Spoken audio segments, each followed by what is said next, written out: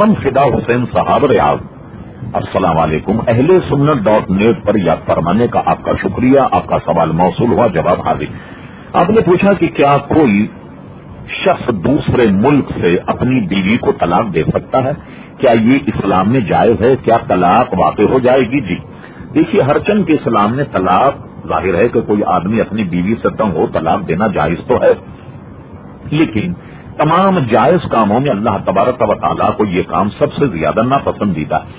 لیکن یہ کہ کوئی شخص اگر کسی غیر ملک سے اپنی بیوی کو طلاق دے تو طلاق واقع ہو جائے گی۔ مثلا کوئی شخص ٹیلی فون پر اپنی بیوی کو طلاق دے، یا فیکس کے ذریعے سے طلاق دے دے، یا خط کے ذریعے سے طلاق دے دے، اور یہ تصدیق ہو جائے کہ یہ اسی شخص کا خط ہے، یعنی اسی کے شوہر کا، جب یہ تصدیق ہو جائے تو اگر اس نے ایک طلاق دی تو ایک واقع ہو جائے گی، دو دی تو دو واقع ہو جائیں گی، تین دی تو تینوں طلاقیں واقع ہو جائیں گی۔